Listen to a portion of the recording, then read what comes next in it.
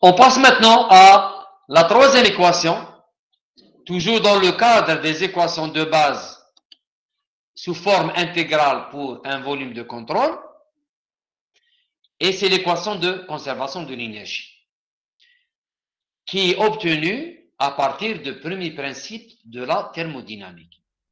Cette équation, elle est basée sur le principe physique qui dit que l'énergie ne peut être ni créée ni détruite. Elle peut seulement changer de forme. Donc, je vais appliquer le premier principe de la thermodynamique, d'accord? Je vais spécifier ma propriété n et petit état que je vais remplacer dans l'équation ou bien le théorème de matériel de Reynolds. Donc, le premier principe, il vous dit que le taux de transfert de chaleur Q point moins le taux de travail W point, d'accord? Le taux, c'est-à-dire la quantité de travail par unité de temps. Donc, c'est une puissance. Là aussi, c'est la quantité de chaleur. Le point, ça veut dire par rapport à un temps. C'est clair. Elle est égale à la variation de l'énergie totale de votre système.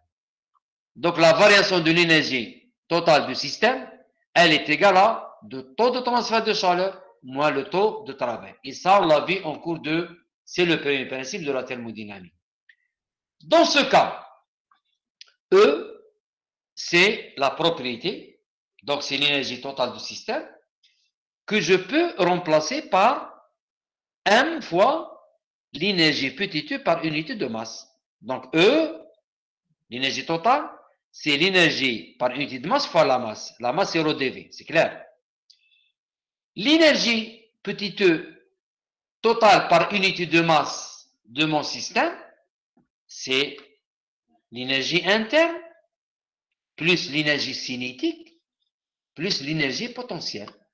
Et ça, on le connaît déjà.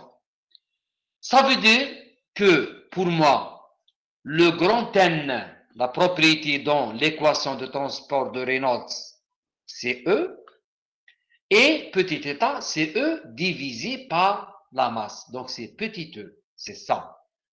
Donc, je vais l'injecter directement dans l'équation de Reynolds, et je vais obtenir Q moins W égale à la variation de N qui est égale à E. Donc, je vais remplacer ici, je vais remplacer ici. Le petit e que vous voyez ici, c'est le même qui est là. C'est U plus GZ plus V carré sur 2. Ça, c'est l'équation d'énergie à travers un volume de contrôle fixe. Sans dire que c'est une équation intégrale. D'accord? Je vais détailler maintenant élément par élément et essayer de voir quelles sont les simplifications possibles que je peux apporter à cette équation. Mais avant ça, je donne quelques explications d'une manière plus détaillée. On sait que l'énergie totale, c'est l'énergie cinétique plus potentielle plus l'énergie interne qui est là. D'accord? L'énergie U, l'énergie interne, c'est en général c'est l'énergie thermique, chimique, nucléaire, c'est à l'intérieur de votre matière. Et l'énergie potentielle, c'est Gz, l'énergie cinétique, c'est V carré sur 2. Ces deux, les deux, énergie cinétique plus énergie potentielle, forment ce qu'on appelle l'énergie mécanique. D'accord? Et ces énergies mécaniques et ces énergies thermiques, ces deux énergies, d'accord, plus cette énergie thermique, elles sont très utilisées dans le cours de transfert de chaleur. D'accord? C'est vrai que dans certaines applications, on néglige l'énergie mécanique, c'est vrai, mais ça dépend du cas. Donc, si vous avez un cas qui vous dit que vous devez négliger certaines énergies, on va les négliger carrément dans l'équation, c'est pas un problème. Donc, cette équation que vous voyez ici, c'est la forme intégrale de l'équation d'énergie, de la conservation de l'énergie. Il y a certaines écritures plus familières, bien sûr, disons plus familières, de cette conservation, elle est comme ça. Voilà. Donc, le débit, toujours l'énergie à l'entrée, l'énergie à la sortie, ça on le connaît, plus la chaleur, moins le travail. D'accord? Il y a aussi une autre écriture simplificatrice, ou bien elle explique bien cette notion de conservation d'énergie sur un volume de contrôle. Imagine ce box qui est là. D'accord? Donc, vous avez une énergie qui rentre. D'accord? Une énergie in, E-in, que je vais appeler E-in, et une énergie qui sort, que je vais appeler E-out. Et en général, les énergies qui rentrent et sortent, en général, c'est des transferts de chaleur. D'accord? Vous avez aussi l'énergie qui est générée à l'intérieur de votre box. Elle naît, il y a une naissance, elle naît à l'intérieur de votre volume de contact. Je vais l'expliquer de façon. Il y a aussi ce qu'on appelle l'énergie qui reste. Elle est emmagasinée. Je vais vous donner l'équation et je vous donne une explication rapide. Qu'est-ce qu'elle vous dit, l'équation d'énergie?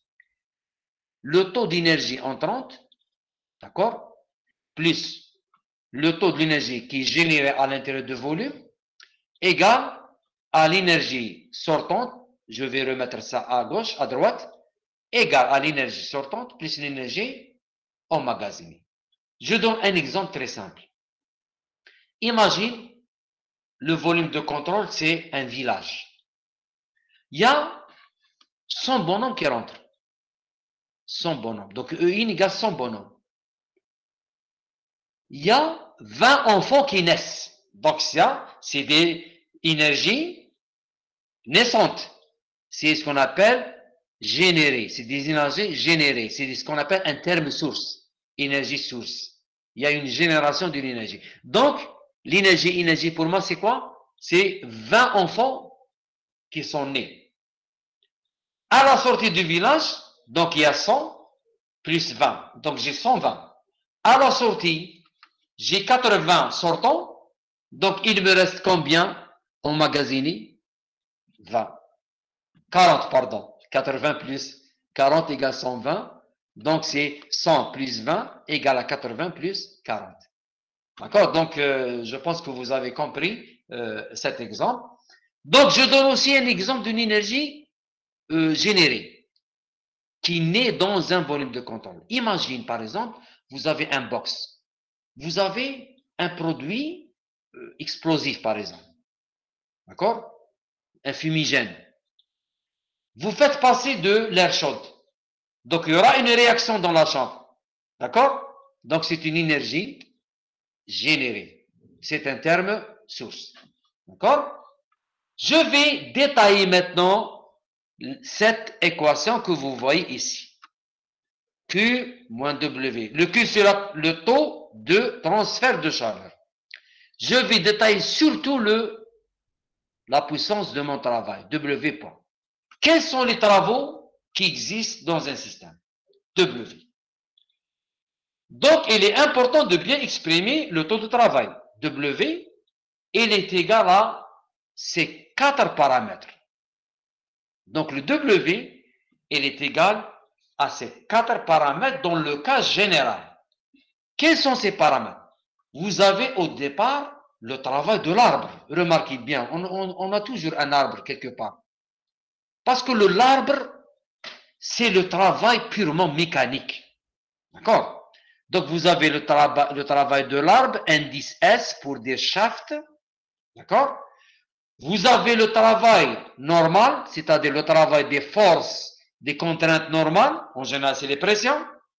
Vous avez le travail cisaillement, c'est-à-dire les contraintes tangentielles, c'est-à-dire le travail des forces de cisaillement. Et vous avez aussi d'autres travaux. D'autres travaux.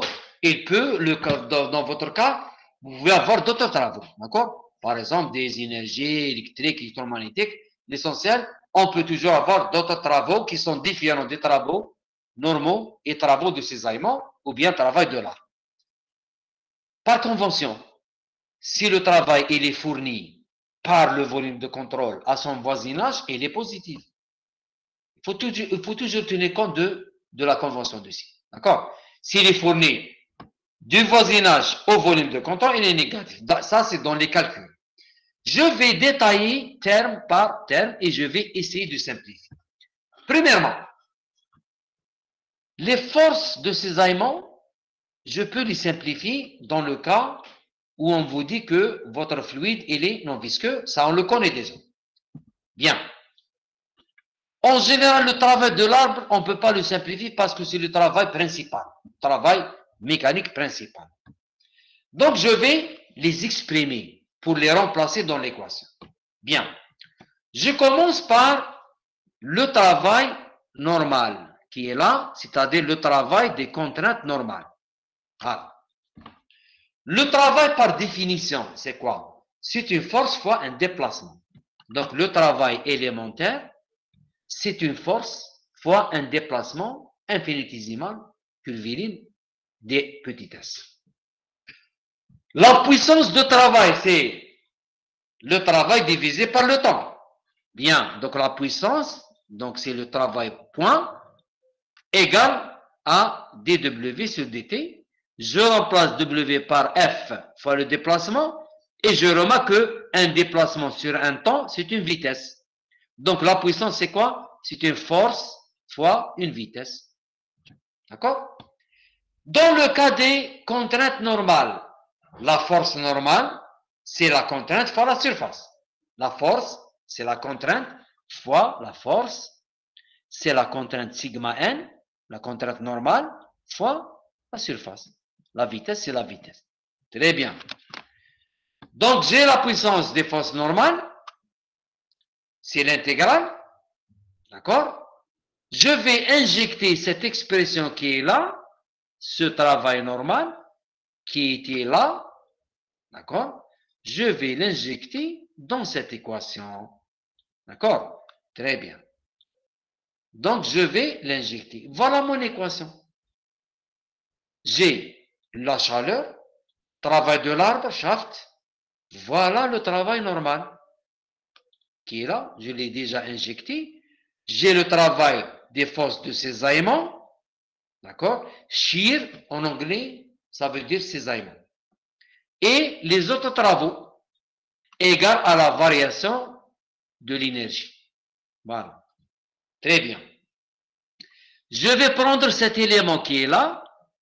Je vais le remettre à droite. Il est là. Très bien. Remarquez ici, je vais introduire un terme qui s'appelle le volume spécifique. Le volume spécifique, c'est quoi? C'est 1 sur ρ. Le petit v, le volume spécifique, c'est 1 sur la masse volumique. D'accord? Ça veut dire que v fois ρ égale à 1. D'accord? Donc, qu'est-ce que je vais faire? Je vais donc remplacer ça. Il y a un 1 quelque part là. Le 1, il se trouve toujours ici. Puisqu'il y a le 1, quelque part là, je vais le remplacer par ρ fois V. Il est là. Voilà, ρ fois V. Donc, sigma, la contrainte normale. Le 1, je l'ai remplacé par ρ fois petit v. Ρ fois petit v. Et VDA.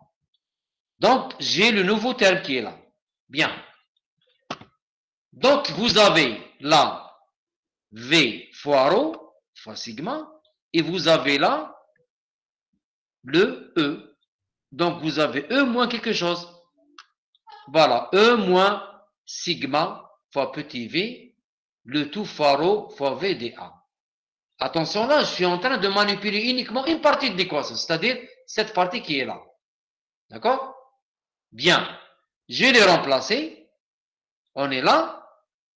Mais dans notre cas, dans la majorité des cas, la contrainte normale, c'est la pression. C'est clair? Donc, je vais remplacer sigma n par la pression. Voilà.